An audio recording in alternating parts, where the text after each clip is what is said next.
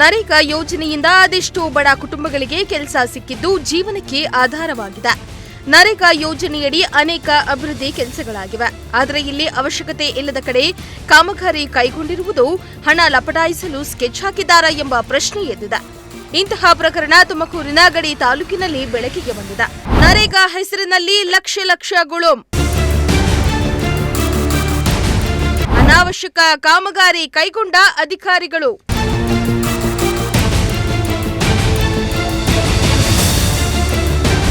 ನರೇಗಾ ಯೋಜನೆಯಡಿ ಹಲವೆಡೆ ಶಾಲಾ ಅಭಿವೃದ್ಧಿ ಕಾರ್ಯಗಳು ನಡೀತಾ ಇವೆ.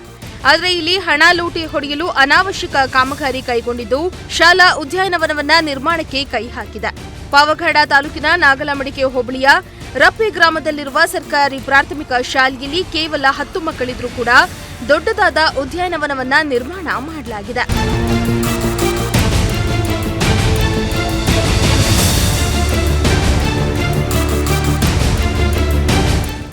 ಇನ್ನು ಈ ಶಾಲೆಯಲ್ಲಿ 1ರಿಂದ 7ನೇ ತರಗತಿಯವರೆಗೆ ಸುಮಾರು 10 ಮಂದಿ ಮಕ್ಕಳು ವ್ಯಾಸಂಗ ಮಾಡ್ತಾ ಇದ್ದು ಶಾಲೆಗೆ ಹೈಟೆಕ್ ಸೌಲಭ್ಯ ನೀಡಲಾಗಿದೆ.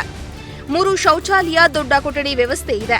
ನರೇಗಾ ಹೆಸರಲ್ಲಿ 50 ಲಕ್ಷದ ಉದ್ಯಾನವನ, 4,90,000 ವೆಚ್ಚದಲ್ಲಿ ಶಾಲಾ ಕಾಂಪೌಂಡ್, 4,63,000 ವೆಚ್ಚದಲ್ಲಿ ಥ್ರೋಬಾಲ್ ಆಟದ ಕಾಮಗಾರಿಗೆ ಹಣ ರಿಲೀಸ್ ಆಗಿದೆಯಂತೆ. ಆದರೆ ಇಲ್ಲಿ ಉದ್ಯಾನವನದ ಹೆಸರಿನಲ್ಲಿ ಹಣ ಗುಳುಂ ಮಾಡ್ತಾ ಇರೋದು ಬೆಳಕಿಗೆ ಬಂದಿದೆ.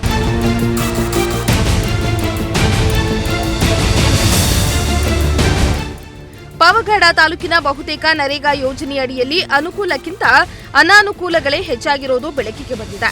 ಇನ್ನು ಈ ಬಗ್ಗೆ ಶಿಕ್ಷಣ ಇಲಾಖೆಗೆ ಪ್ರಶ್ನೆ ಮಾಡಿದ್ರೆ ಕಾಮಗಾರಿಗಳ ಬಗ್ಗೆ ಮಾಹಿತಿಯೇ ಇಲ್ಲ ಅಂತಿದ್ದಾರೆ. ಜೊತೆಗೆ ಬಹುತೇಕ ಶಾಲೆಗಳ ಆವರಣದಲ್ಲಿ ನಡೆತಾ ಇರುವ ನರೇಗಾ ಕಾಮಗಾರಿಗಳ ವಿಚಾರ ಶಿಕ್ಷಣ ಇಲಾಖೆಯಿಂದ ಅನುಮತಿ ನೀಡಿಲ್ವಂತೆ ಎಂದು ಶಿಕ್ಷಣ ಇಲಾಖೆ ಸ್ಪಷ್ಟನೆ ನೀಡಿದ್ದಾರೆ. ನರೇಗಾ ಕಾಮಗಾರಿ ನಡೆಸುವ ಶಿಕ್ಷಣ ಇಲಾಖೆಯ ಅನುಮತಿ ಪಡೆಯದೆ ಸಿಎಸ್ ಬಳಿ ಅನುಮತಿ ಪಡೆದು ಕಾಮಗಾರಿ ಕೈಗೊಂಡಿದ್ದು ದುಡ್ಡು ಹೊಡೆಯಲು ಪ್ಲಾನ್ ಮಾಡಿದ್ದಾರೆ ಎಂಬ ಅನುಮಾನ ಮೂಡ್ತಾ ಇದೆ.